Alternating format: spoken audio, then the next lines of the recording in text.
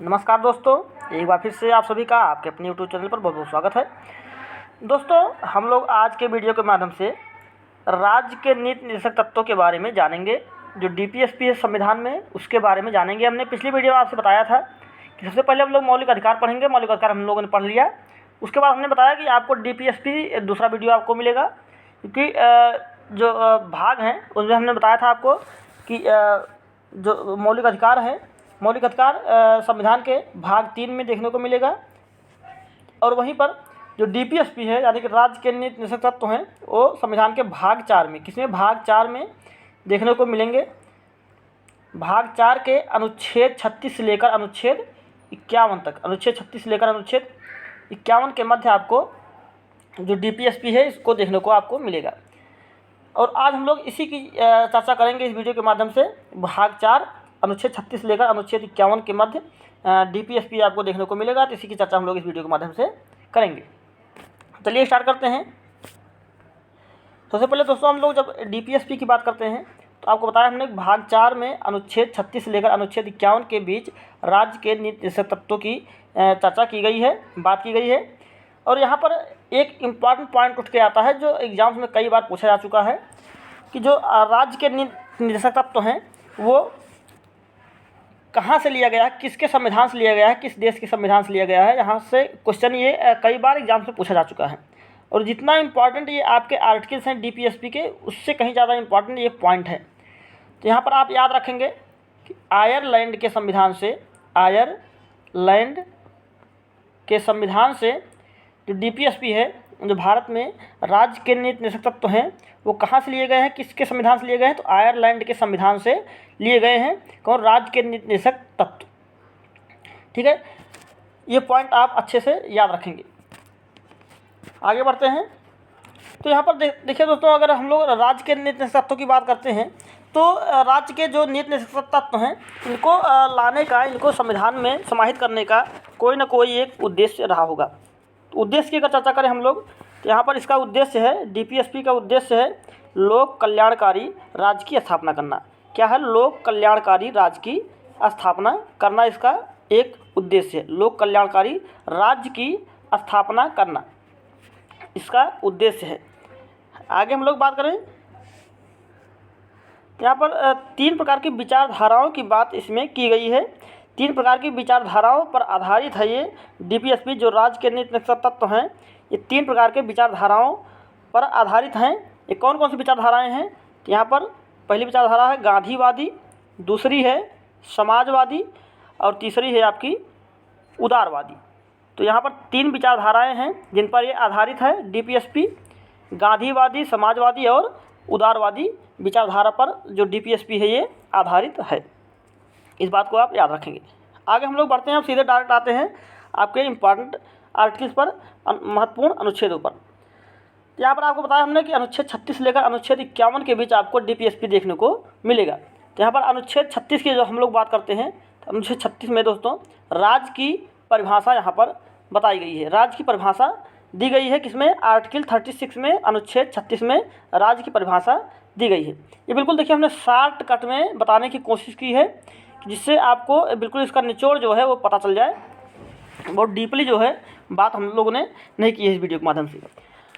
आगे हम लोग बात करें अगर आर्टिकल 37 की यानी कि अनुच्छेद 37 की, तो अनुच्छेद 37 में न्यायालय में परिवर्तनीय नहीं है। यानी कि जो डीपीएसपी है, जो राज्य के नीति निर्देशक तत्व हैं, ये न्यायालय में परिवर्तनीय नहीं है। ये न्यायालय में परिवर्तनीय नहीं, यानी कि न्यायालय में हम इसको चुनौती नहीं दे सकते हैं।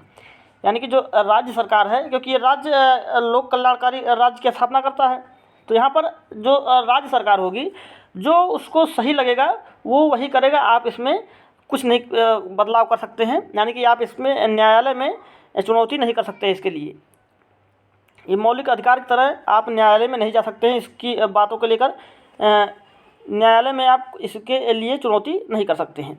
ये न्यायालय में परिवर्तन नहीं है, इस बात को आप याद रखेंगे। क्वेश्चन एग्जाम में पूछा जा चुका है। आगे बात करें हम लोग आर्टिकल 38 की, यानी कि अनुच्छेद 38 की बात करें। यहाँ पर अनुच्छेद 38 में 3 प्रकार के न्याय की बात कही गई है। कौन कौन सी? सामाजिक न्याय, आर्थिक न्याय और राजनीतिक न्याय।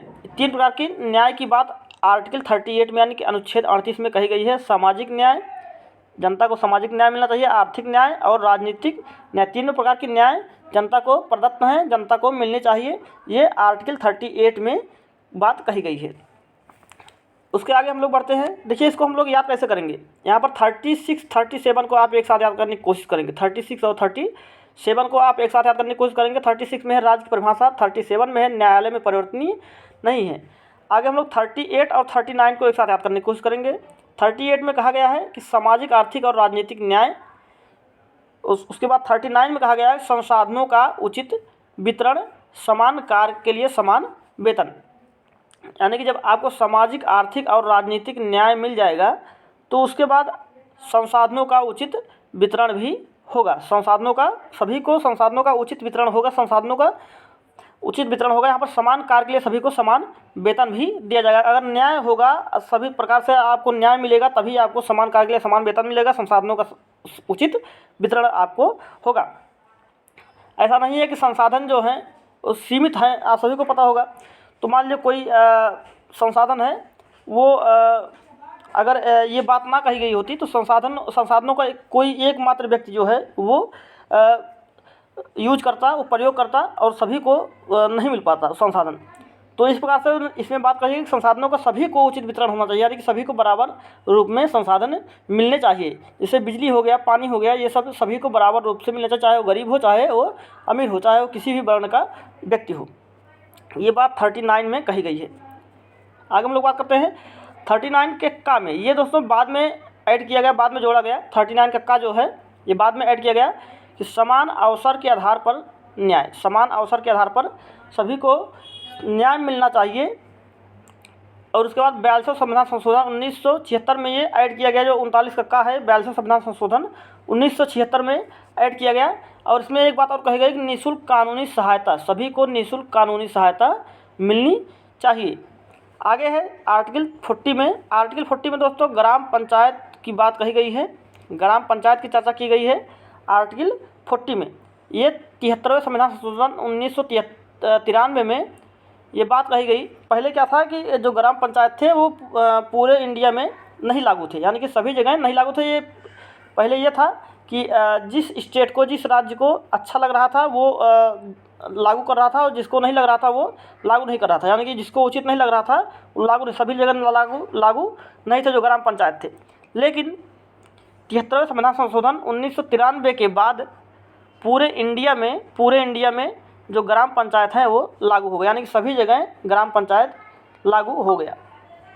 उसके बाद दोस्तों आर्टिकल 41 की बात करें हम लोग, तो आर्टिकल 41 में कहा गया कि कुछ दशाओं में काम मिलना चाहिए। जो जनता है उनको कुछ दशाओं में काम मिलना चाहिए।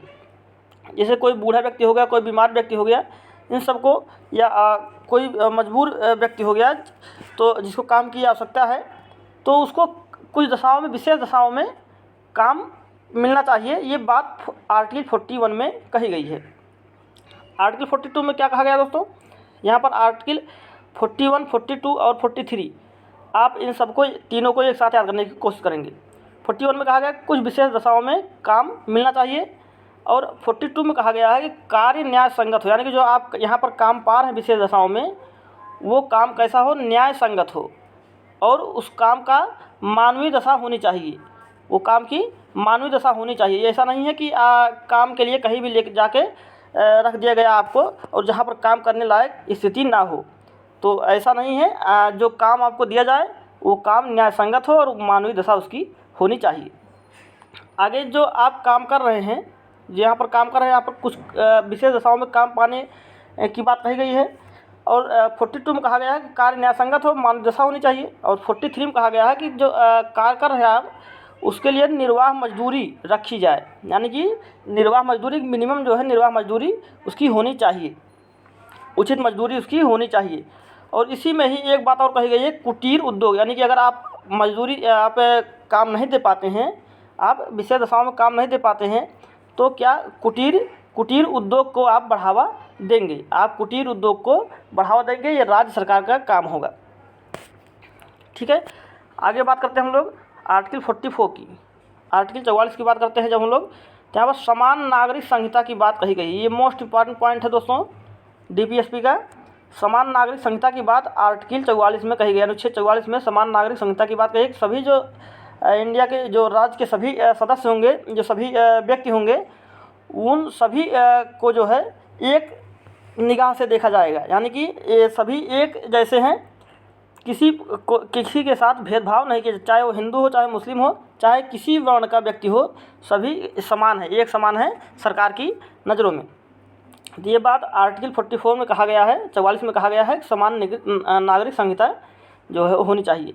आगे है आर्टिकल 45 यानी कि अनुच्छेद 45 में 6 वर्ष से कम आयु को शिक्षा, यानी कि इसमें हमने आपको बताया था मौलिक अधिकार में भी ये बात कही गई है।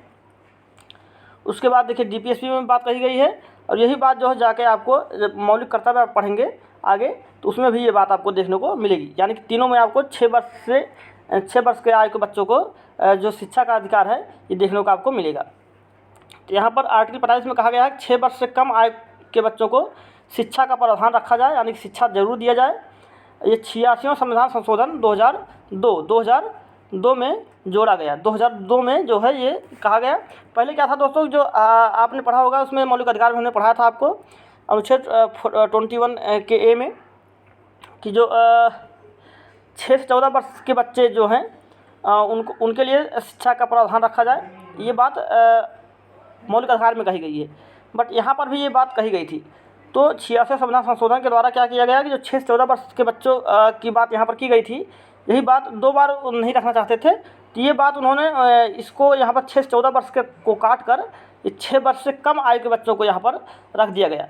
यानी मौलिक अधिकार में आप देखेंगे कि 6 से 14 वर्ष तक के बच्चों के लिए प्रावधान है इस शिक्षा का, और यहाँ पर DPSP में 6 से कम वाले बच्चों को रखा गया है।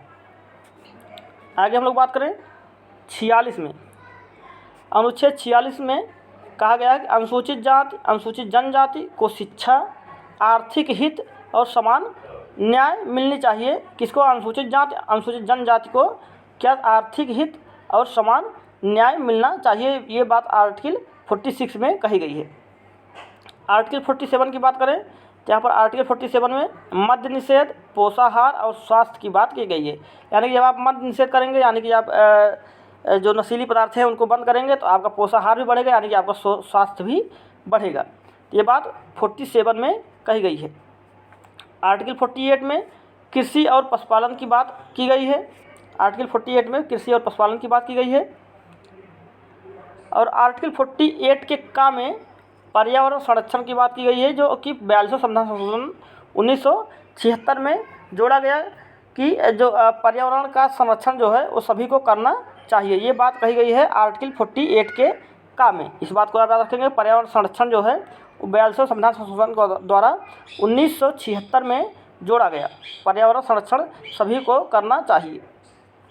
आगे है आर्टिकल 49। आर्टिकल 49 में दोस्तों कहा गया है कि राष्ट्रीय महत्व स्मारक का संरक्षण करें, यानी कि जो राष्ट्रीय महत्व के स्मारक हैं, जो राष्ट्रीय महत्व के स्मारक हैं उनकी जो है संरक्षण करना सभी का धर्म होगा, सभी को उसका संरक्षण करना चाहिए। आगे आर्टिकल 50 में कहा गया है कार्यपालिका और न्यायपालिका, यानी कि जो कार्यपालिका है और न्यायपालिका है इन दोनों का पृथक किया गया है, इन दोनों की शक्तियों का बंटवारा किया गया है। किसमें? आर्टिकल 50 में। आर्टिकल 50 में जो है अनुच्छेद 50 में कार्यपालिका और न्यायपालिका की शक्तियों का बंटवारा किया गया है, विभाजन किया गया है। आर्टिकल 50 में इस बात को आप याद रखेंगे। आगे है आर्टिकल 51। आर्टिकल 51 में दोस्तों अंतर्राष्ट्रीय शांति और सुरक्षा की बात की गई है कि सभी लोग अंतर्राष्ट्रीय शांति और सुरक्षा बनाए रखेंगे। आगे है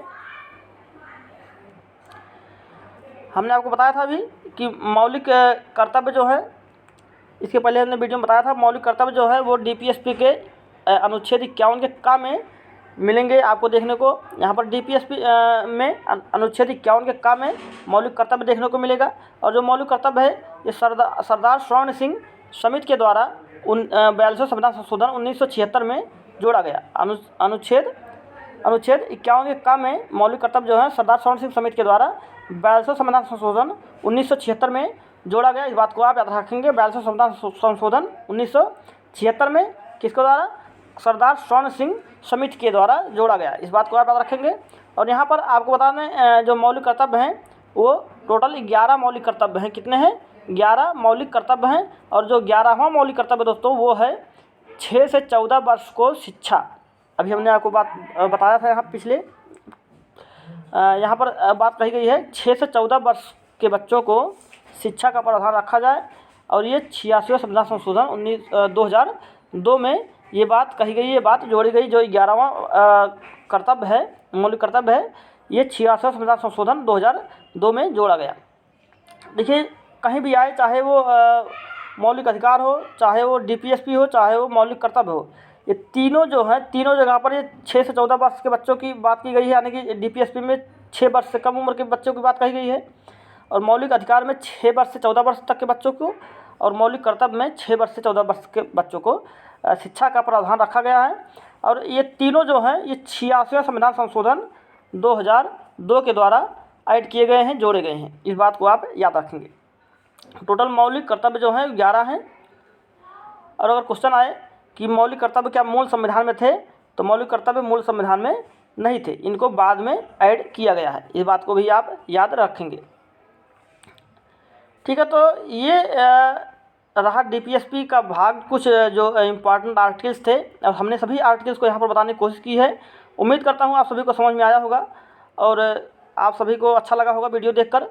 तो दोस्तों अगर अच्छा लगा तो वीडियो को लाइक करें, दोस्तों शेयर करें, और चैनल को सब्सक्राइब करना बिल्कुल ना भूलें। चलिए नेक्स्ट वीडियो में फिर मिलेंगे, तब तक के लिए नमस्कार। जय हिंद, जय भारत।